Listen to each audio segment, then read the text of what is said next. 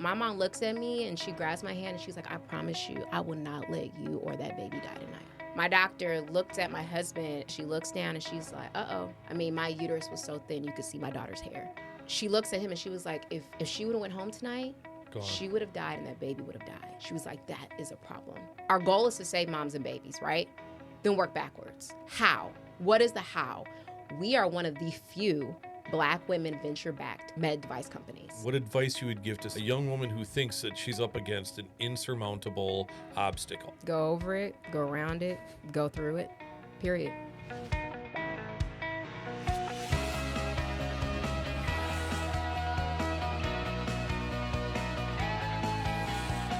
You're listening to the NEI Pioneer Podcast, where we showcase and share the authentic stories of Northeast Indiana. We created this platform to elevate the stories of this region, and we would love your help in doing that. The best way that you as a listener can support us is to subscribe, follow us on Spotify or Apple Podcasts, and share these episodes. Today, we have a very special guest on our podcast. Ariana McGee is NEI's first ever Pioneer Award winner. Navigate Maternity is an organization that uses data and medical devices to support patients and providers throughout the prenatal and postpartum experience. Her passion for prenatal and postpartum moms has become an amazing resource for them. We loved getting to share a part of her story in our 2023 Pioneer video series, and we were so excited to sit down today and have a longer conversation to share with you. So let's just jump into that conversation now. Hello and welcome back to the NEI Pioneer Podcast. I'm Jonathan Sackett, head of MarCom at NEI, and today I am actually very, very honored to have my partner today be Callie Herring, content producer at NEI. Now, today I am so happy to have Ariana McGee here, who is a very good friend of mine now because we met.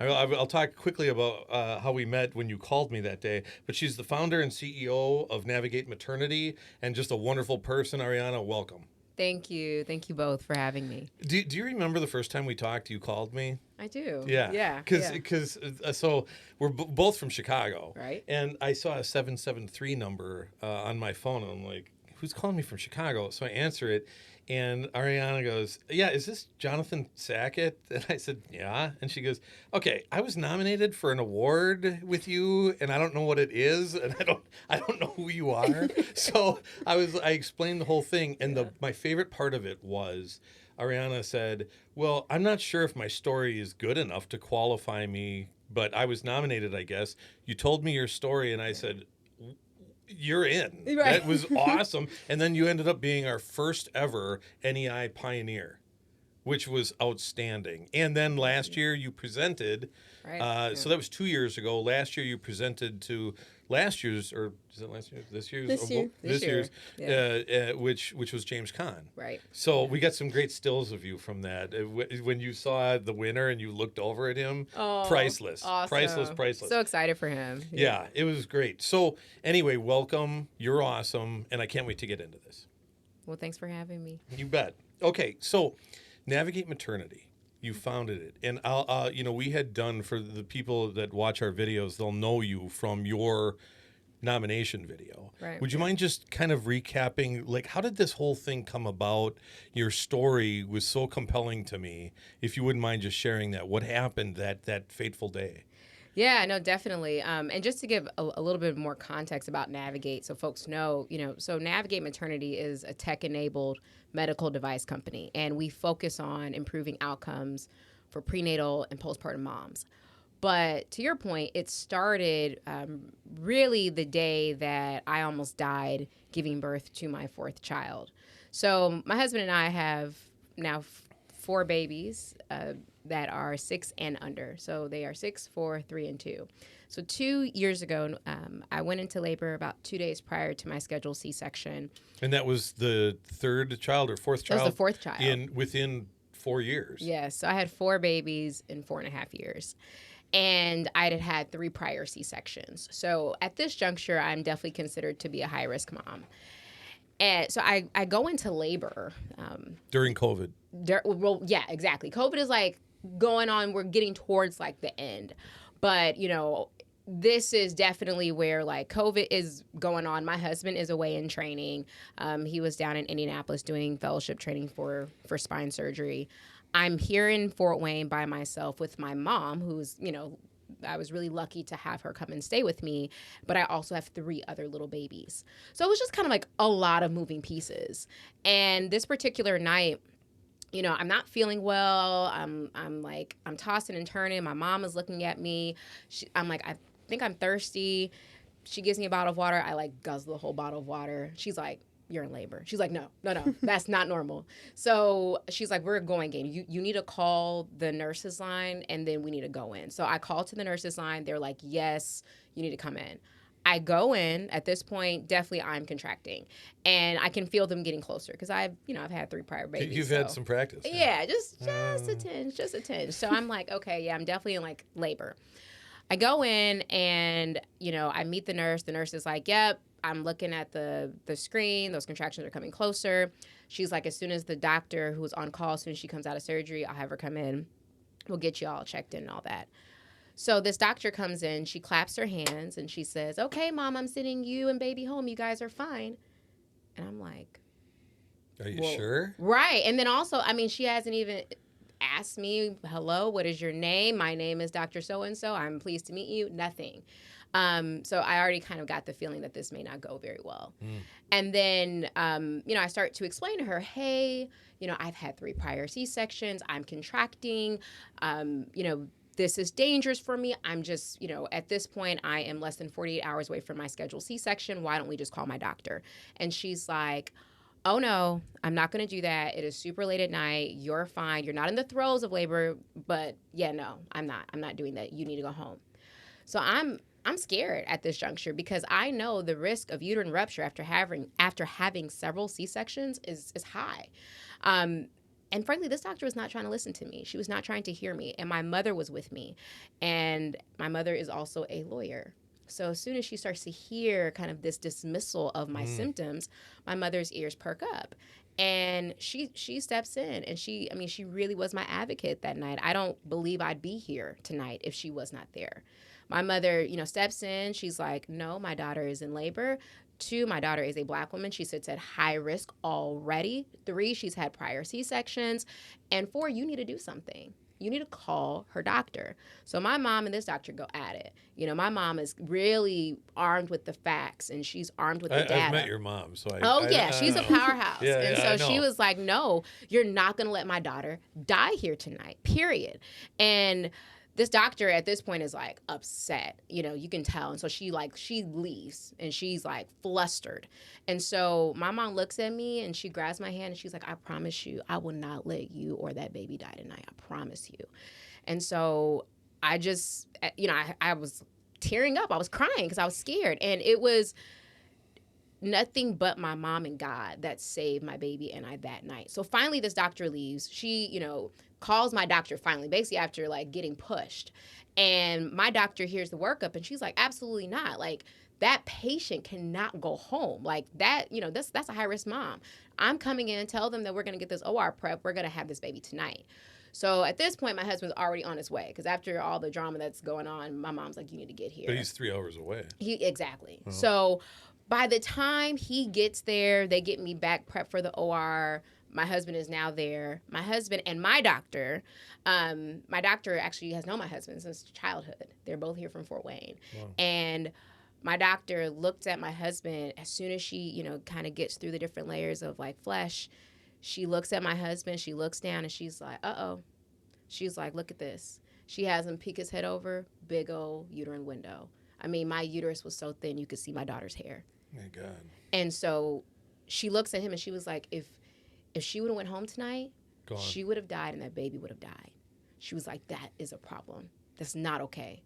And it was just kind of like this juxtaposition of like having a physician care about you and understand how dire it was save you versus another doctor who literally tried to send me home. It was like one doctor was like sending me to my death and another doctor saved me from my death. And it was like my emotions were all over the place. But in all of that, in that moment, I was like, this has to stop now. Because if it can happen to me, who we are very blessed to have all these resources. I have a husband who's a surgeon. My mom's a lawyer. I work in healthcare. If I have all these resources, imagine another mom who doesn't.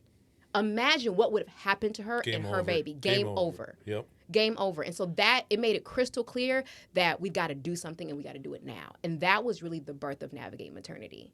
I've got goosebumps right now because I've heard you tell this story a number of times. And I got to tell you, your passion is so compelling. But the question I have is, what do you do next? You start doing searches to see, is there something like this out there? Yeah. So, what is it? Exactly. What is it? So I think the way that we worked, we really tried to understand the problem, right? Like, number one, what is our goal? Like, I'm big on work. What is our goal? Our goal is to save moms and babies, right? Then work backwards. How? What is the how? And you get to the how by understanding the problem. Where are the gaps, right? So my team, we always talk about, we've really, through our research of understanding the problem, we've identified 4 key clinical gaps. Number one, a mother's touched about 14 times during the prenatal postpartum journey, and these are snapshots. So as a physician, as a care team, I don't know what's always happening with mom. She comes in one day, I don't see her for 4 weeks. She comes in that next time. What happened between touch point 1 and touch point 2? And when? Exactly. Yeah. It is just a black hole. Wow. So number 2, then that drives reactive care. So we don't really, we are reacting to things happening versus being proactive, right? Anticipating what could go wrong. Thirdly, we haven't been capturing social determinants of health data in a systematic way. And what that refers to is a mother's environment. A mother's housing, a mother's access to food, a mother's access to transportation. These are all things that affect the outcomes. And then lastly, implicit bias. So how do we replace this bias with objective data? Because so much in medicine is frankly subjective. So arming them with better data so that they can make objective decisions. And so once we identified the problem, we identified the gaps, now we can come up with the how. We can come up with how we're going to fill those gaps. And that's how we created Navigate Maternity, which is, really focused on remote patient monitoring through clinically validated hardware. So, for instance, one of the big things that we identified in those gaps was that often mothers are dying from this core issue around uncontrolled hypertension. It leads to a multitude of different issues. It leads to hemorrhage. It can lead to stroke. It can lead to preeclampsia. It leads to a lot of different issues that mothers end up passing away from, or if they don't die, they have a catastrophic event like a severe stroke. How do we address that core issue? Well, we need better blood pressure readings. So we really started to go down the rabbit hole of saying, wait, the blood pressure cuffs that most moms are using actually are not validated in pregnant or postpartum women, let alone preeclamptic or hypertensive women. Oh yeah, it's a whole thing, and we can get into that a different time, but there are international standards around having devices that are validated for this patient population because mothers' bodies literally work different. Your body expands with 30% more blood volume during pregnancy. So you need the right cuff to measure that. So that was one of the things that we were like, well, wait, no one has this. So we now have a partnership with a company called MicroLife, and we have Where are they based out of? So MicroLife is their U.S. presence based out of Chicago. Okay. Yeah, Randy. I wasn't Remkes. sneaking that in there. Shout out. Yeah. Okay. Shout out to Randy. So Randy is a fellow Chicagoan, and we've partnered so that the hardware we use is validated and indicated for use in pregnant, preeclamptic, and postpartum women. It's accurate. It's been well studied. There's even a systematic review published by the American Heart Association.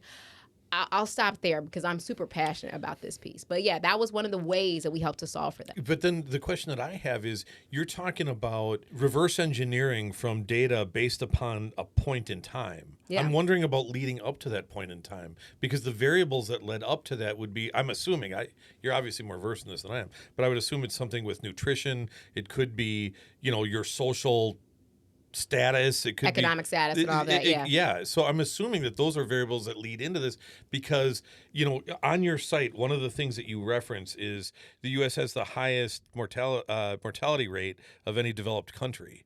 Mm-hmm. And to me, maternal mortality, that is insane. Yeah. Because the United States, we bank ourselves. We're number one. Okay. There's certain things we don't want to be number one in. Exactly. But can you talk about that? Why do you think that the United States of America, a country that prides itself on, you'd think more healthcare. I know we've got a lot of healthcare problems, but why do you think it is that we have such a high rate for that?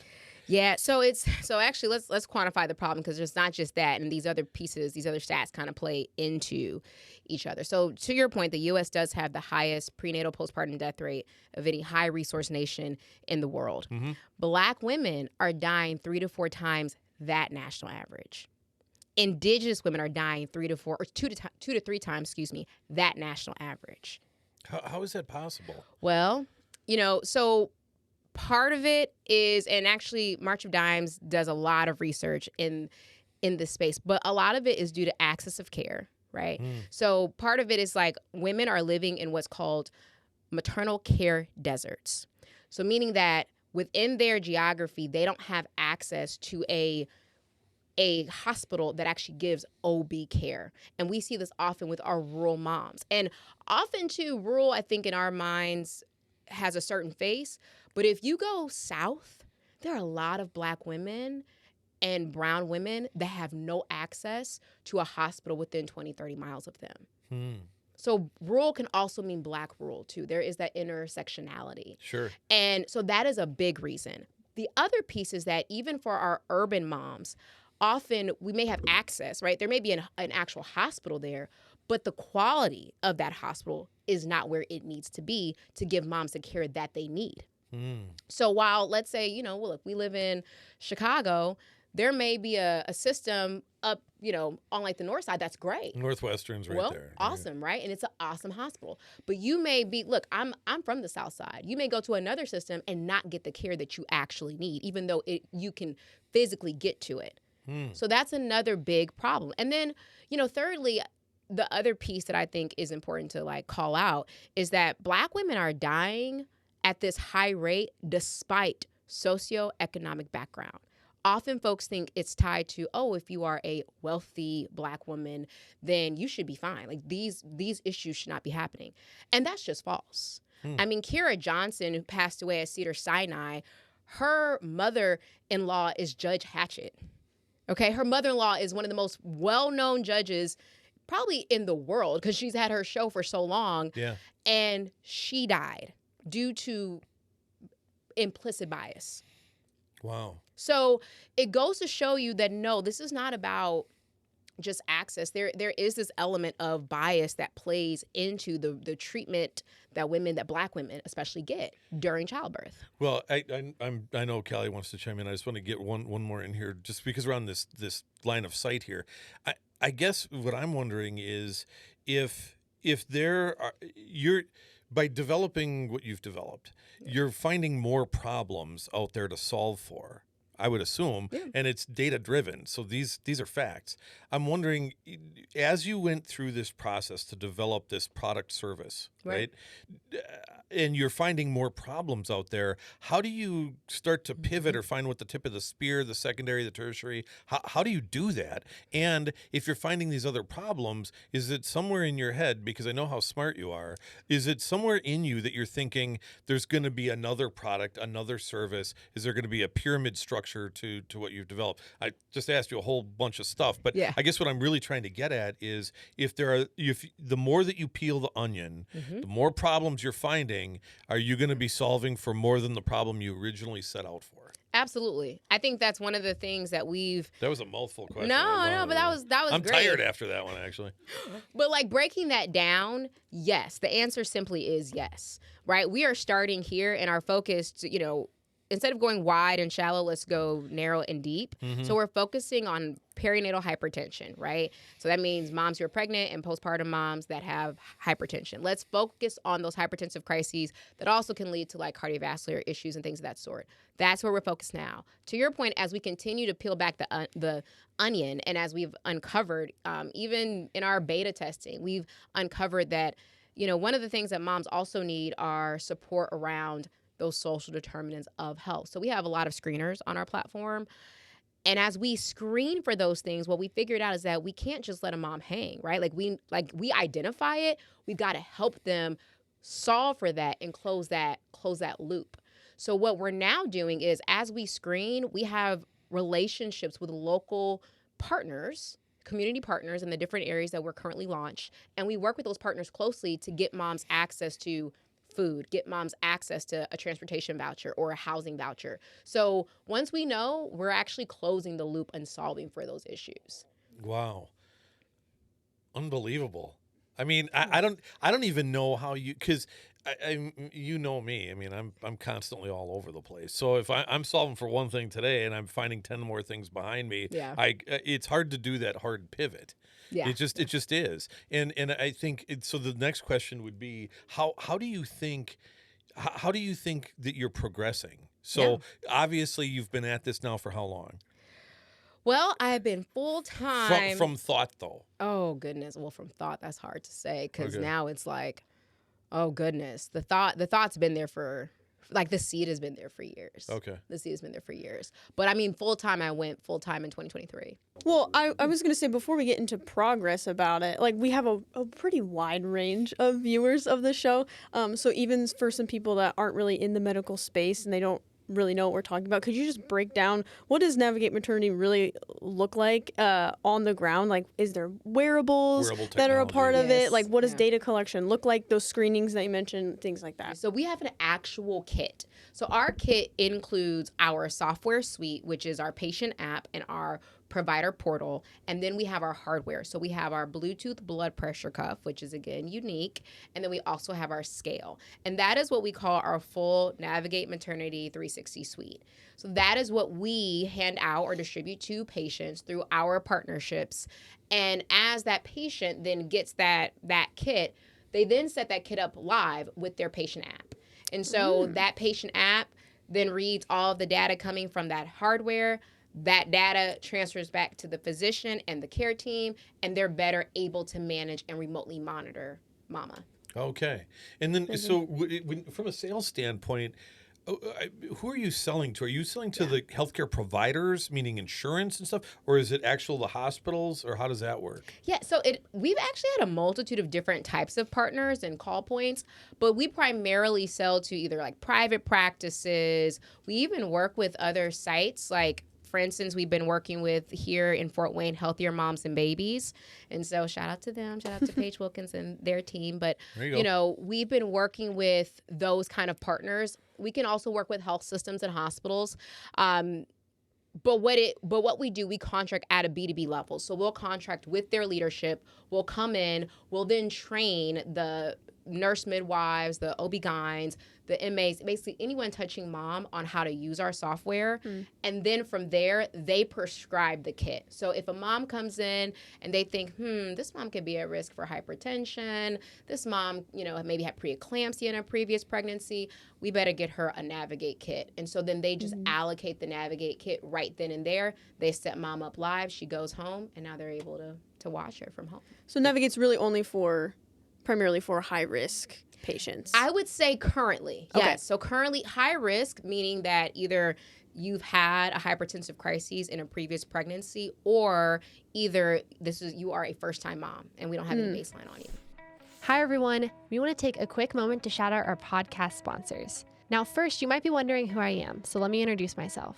I am Hannah Hannigan, and normally I'm behind the camera as the videographer, but today I wanted to be in front of the camera to shout out the people who made this podcast possible. Barrett McNagny and Sweetwater Sound are the two sponsors of our podcast, and they're both located in Northeast Indiana. If you don't already know who they are, let me introduce them to you. We're going to start with Barrett McNagny.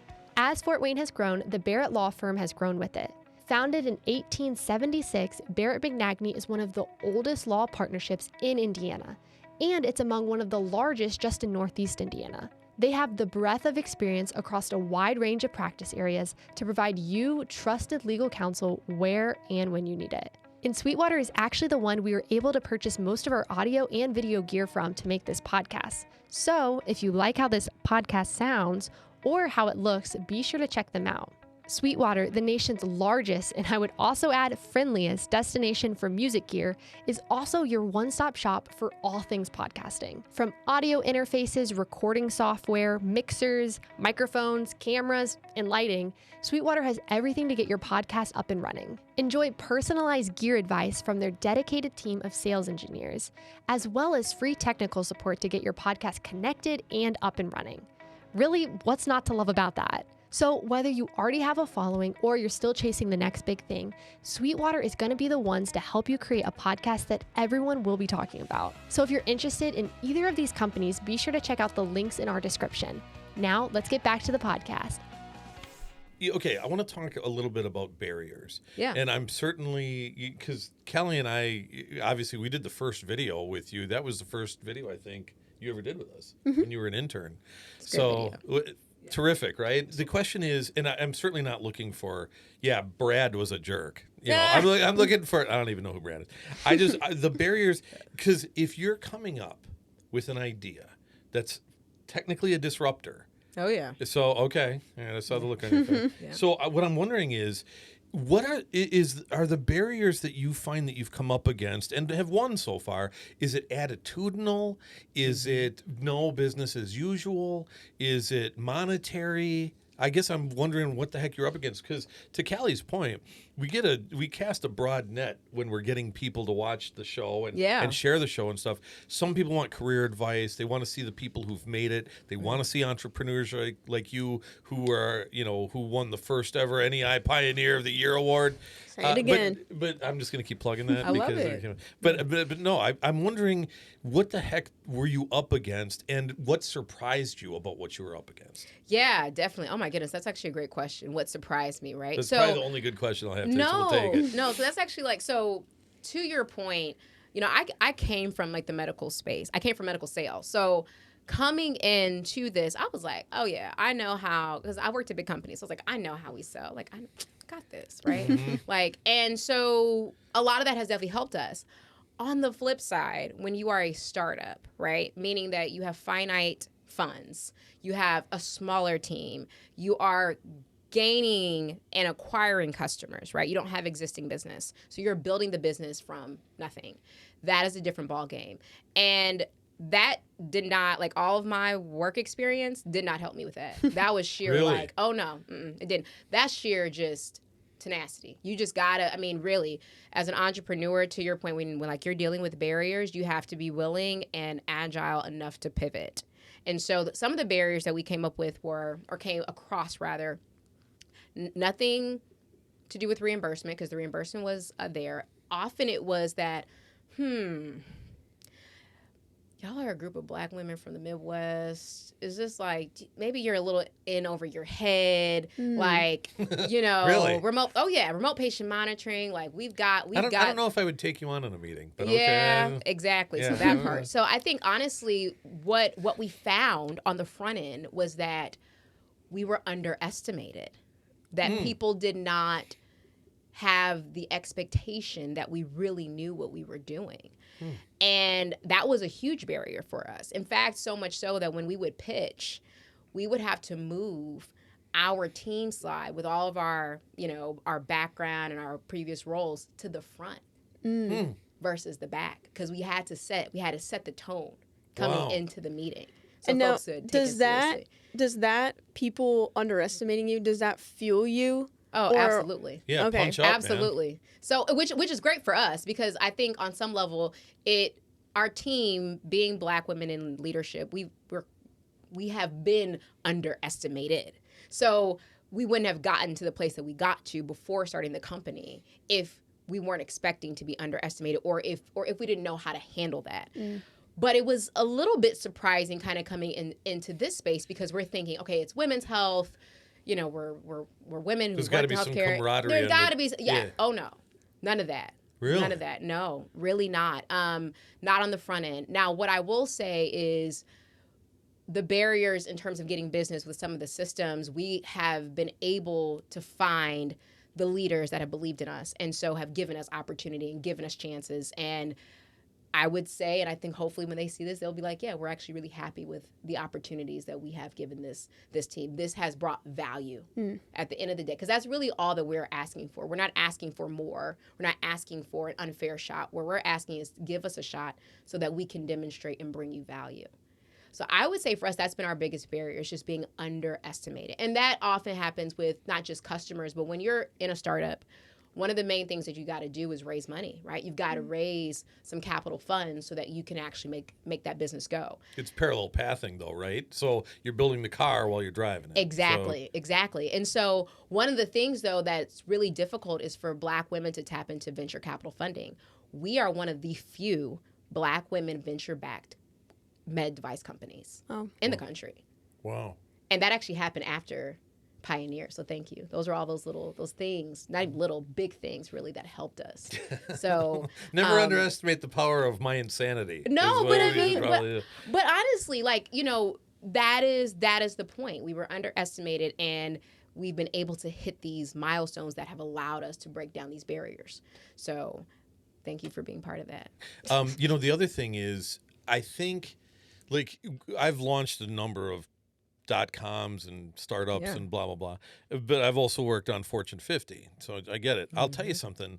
From a grit and tenacity standpoint, there is no substitute for telling somebody to embrace their underdog status. Embrace that punch up, be the David against the Goliath, because there is nothing more rewarding than winning. Exactly. That's, you know what, what's the old saying, that the proof is in the win. Yep. And if you did it, nobody can ever take that away from you. Yeah. Which, you know, I you know my background, which has been, you know, insanity and advertising. And I guess that's why the next question that Callie and I had talked about were not just the barriers, but if you know that you're helping people, you know that your product service could be life or death. It could be, that could be what you're selling.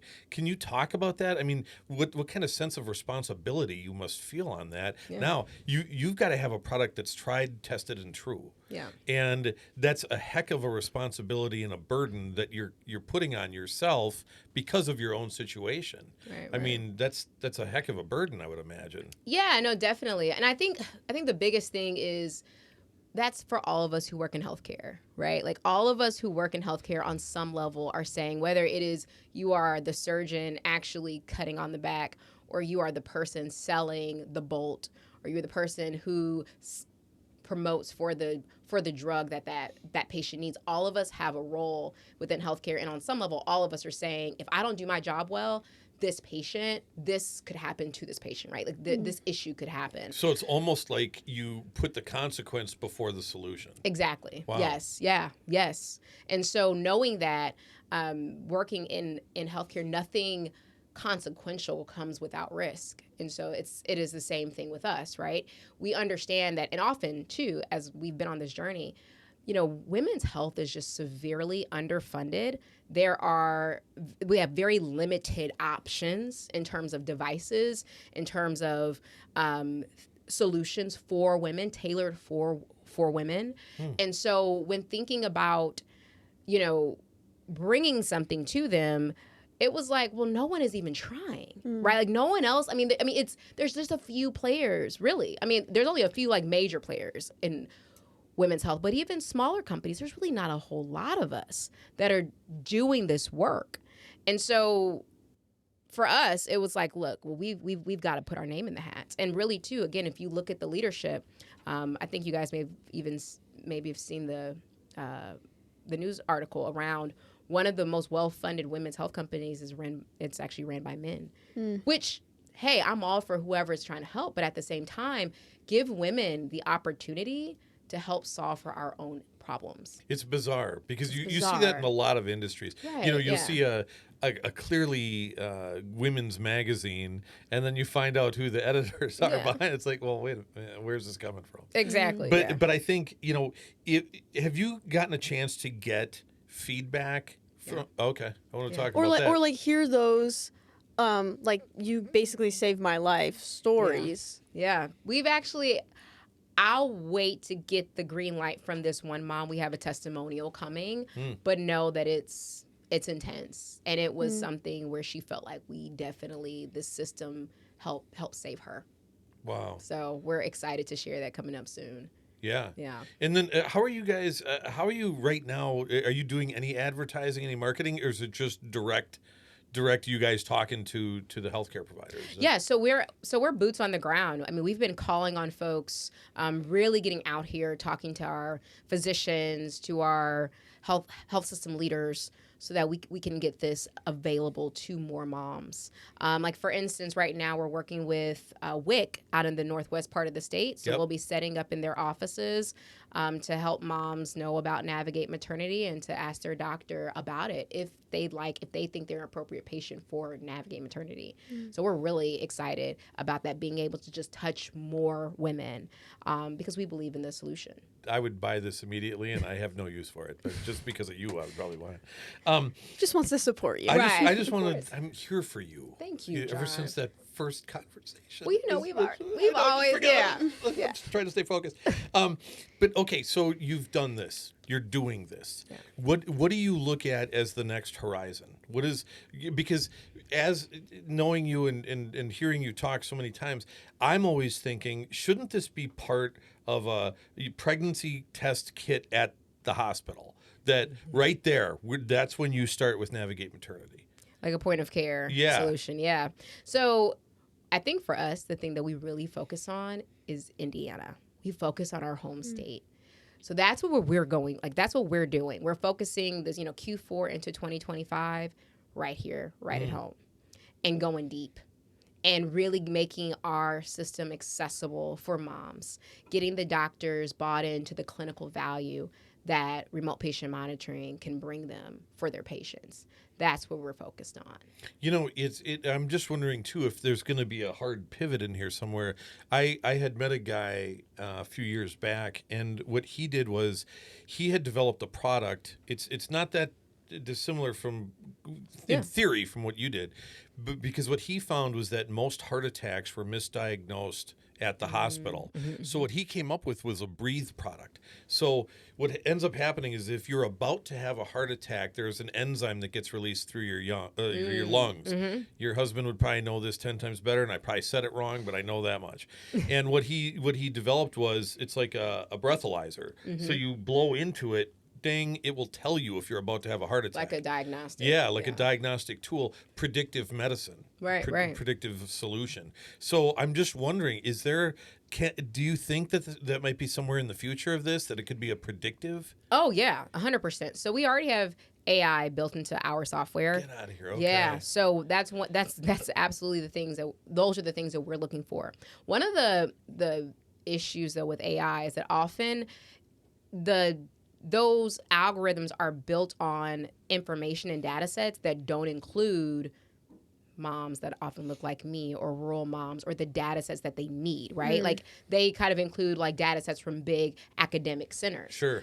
We have to get community data to really have accurate AI for that patient population. So that's one of the things that we work on from a back end is like, and again, de-identify data, but our goal is so that we're providing more precision, better medicine for those moms. Yeah. And medicine, and again, helping those care teams to make decisions that are better suited for that patient population, because we all have unique and different needs. Yeah.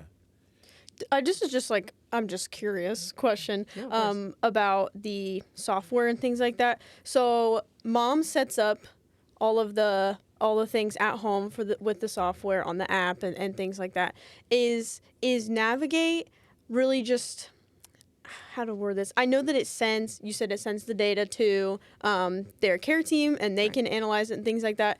Is it at any point like just educational? Does mom understand the data that she's collecting about herself? Because I feel like there's so many things in women's health that I'm very young, and there's plenty of people that I know that just don't really know how their bodies work because it's not really taught to us. So I wondered if there was anything like the educational standpoint about your pregnancy and the things that are going on in your body. See, now you're getting into the thunder. You're getting into the things that are to come. So those are actually things that we are working on. So we are working on this educational piece. So we have it built into our platform to, get mom connected to different articles, so peer-reviewed articles about their health.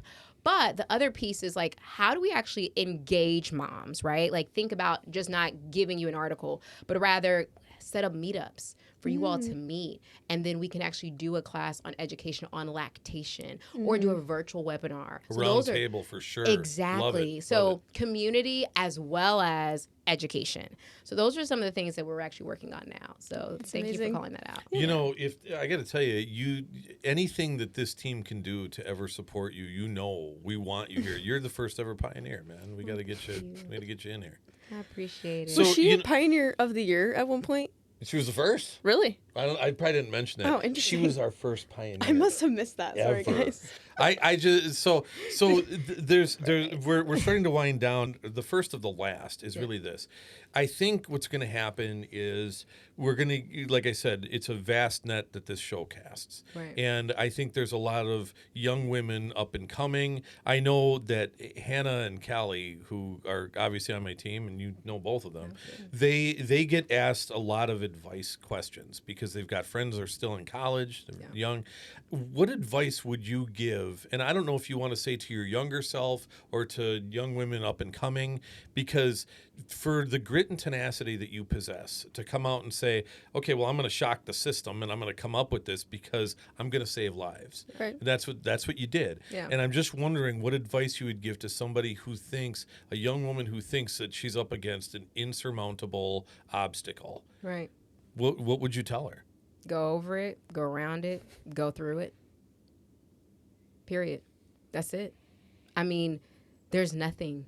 And everyone has their own, their own faith. I rely on God. So nothing is ever too big because my God is bigger. And that's it. I mean, and definitely the things that you go through as an entrepreneur are tough, right? It's fruitless sometimes. Yeah, and it can be a lonely road.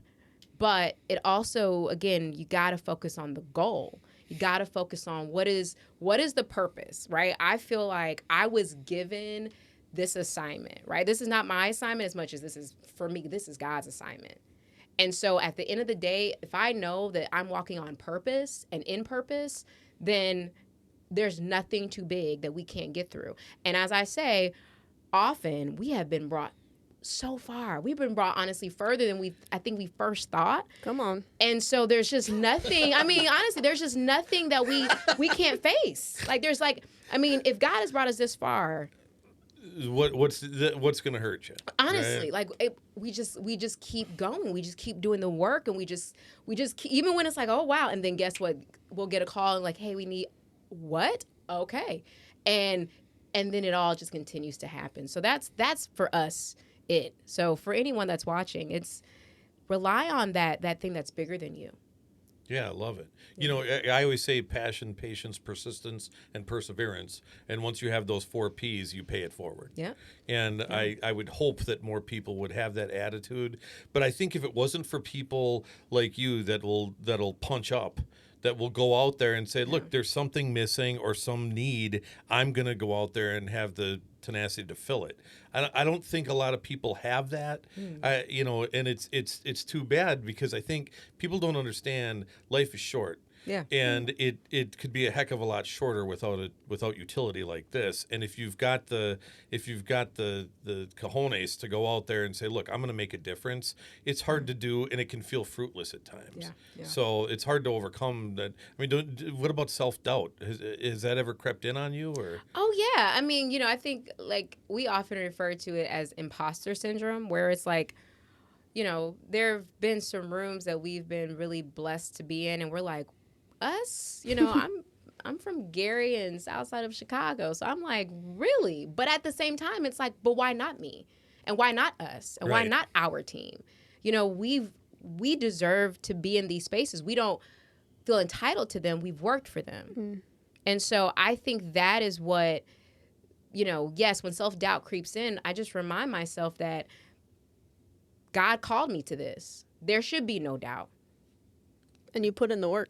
Exactly. Good for you. That's it. So, okay. So we're winding down now. We're going to get into the rapid wrap-up questions. But the last question that we had for you was, if anyone is watching or listening to the show when it launches, how would they get in touch with you? Is there anything that you're looking for, from people to say, hey, be part of a user test group or whatever you're looking for, and how would they find you? Yes. So we are actually actively beta testing. So if there are any moms that are newly pregnant, are kind of getting into their end of their first trimester, beginning of their second, and they are willing to beta test, please reach out to us. You can find us at info@navigatematernity.com. And then for... We'll link to it in the show. Okay, perfect. Yes. And then also, we are currently looking for a social media content manager. So if you would like to come over and be an intern for us and work on our social media platforms, on our accounts, please reach out to us. My whole team runs out the door. No. I'm filling out my application right now. Leave me. Now that's awesome. Now we're going to get into the rapid wrap-ups. You want to take the first one?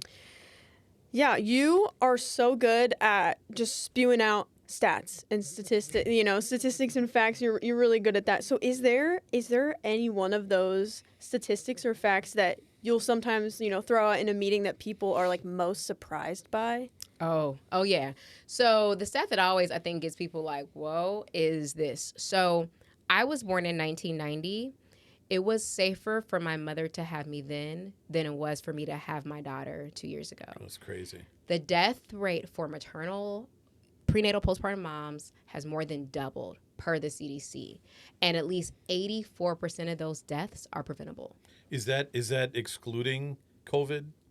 Or did that enhance it? It included COVID, but even equalizing for COVID. Wow. Okay. Yep. And then so then this is a little more lighthearted. I'm sorry. I'm like that. I know that one was No. But listen, the real. thing is, I always feel like if you don't call something what it is, you can't fix it. Exactly. So unless of course somebody's going to cut me down, I don't want to hear it. That's my own. So, if you had somebody visiting you, where would you take them to dinner? So many good spots. And you don't leave James Caan out of this because he's getting way too much attention right now. So. We've got to stop talking about him. Pastry is always so good. I really like Tolan. Really? I do. Okay. Yeah. I haven't been there yet. You haven't? No. Oh, Where's it at? Well, it's right by the landing. Yeah. It's good. No. It's real good. God, and I live right there. It's good. I You're mean, missing out. The duck fat fries are... You had me at duck fat. Yeah. Okay. Chef's kiss. And our next question's a little bit twofold. I feel like every question that you give, you always have a twofold question.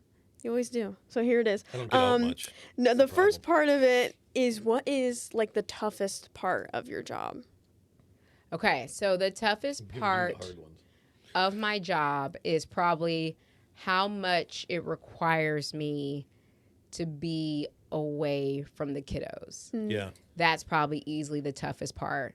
But I've also, as a mama, my babies come first. So I try to manage that, but the business does require what it also requires. But that's probably the toughest part. I don't know how you do with a 6-year-old. What is the rate? 6, 4, 3, 2. And starting a company as a CEO. Yeah. Well, if you need more to do, you can come over here. I know, right? So, Callie asked you about the toughest part. What is the most rewarding thing that you're about the gig right now? Oh my goodness! I mean, there's so many. I know what it's going to be. It is, yeah. No, I mean, it is rewarding. Like, for instance, I alluded to the fact that we'll be releasing a testimonial coming up, but like when hearing that, getting that feedback, oh my goodness, we helped with getting a mom the proper care that she needed. Mm-hmm. That is so rewarding. And I'll say this, my little, not too long ago, I caught her in my office typing on my laptop. And at first I was like, little girl, but it actually that explains was those strange emails I've been getting. Of course, right? It's Naomi. But the other part that I find rewarding in all of this is to also watch my girls. I have 3 girls out of the 4. To watch them kind of say, "Oh wow, mommy works," and so them emulate that behavior. Yeah. It also makes me, feel like, okay, even though I'm away a lot, my babies see that mama's trying to make a difference. Yeah, for sure. Yeah, I love it. I guess just also just tagging on to that a little more, like boots on the ground kind of part of that is like, I know you do some speaking things like promotion work, and you do some networking at conferences, brainstorming things. What parts of those are your favorite? Oh goodness, There's so many. I mean, I think through all of this, I've met some amazing people. I think probably my favorite part is meeting other women founders. That is by far my favorite, and connecting with them, because as I was telling you all, there really aren't a whole lot of players in the women's health space. You're starting to see it come, but there have been women that have been out here, like boots on the ground, doing amazing, amazing things. And so when I connect with those women, I always feel like this sense of sisterhood. Yeah, I'm just amazed by what some of these women are doing. So, yeah. Excellent. Well, I think that's all we have time for today. And I have to tell you, you are definitely one of my favorite people. And it is always an honor to see you because I haven't mentioned this in the show today, but you were the first ever... Don't do that. All right, forget it. Girl. So anyway, thank you so much, Ariana. And you can find her at navigatematernity.com as the founder. And please help support this. This is a life-saving adventure. And congratulations on the success so far. And we are honored to have you here. And it's so fun to watch you when you walk through the office. Everybody's like, "Oh my God, that's Ariana." Oh my goodness. So you're famous here, which takes away from my thunder, but it's fine, I guess. Anyway, thanks again for joining us. And remember, everybody out there, you can find Ariana at Navigate Maternity. You can find us and the show on Apple Podcast and Spotify, but of course you can find us at pioneerstartshere.com. And don't forget to share this, like it, and follow Ariana McGee. Thank you. Thank you guys so much for having us. Thanks again. Yeah, thank you.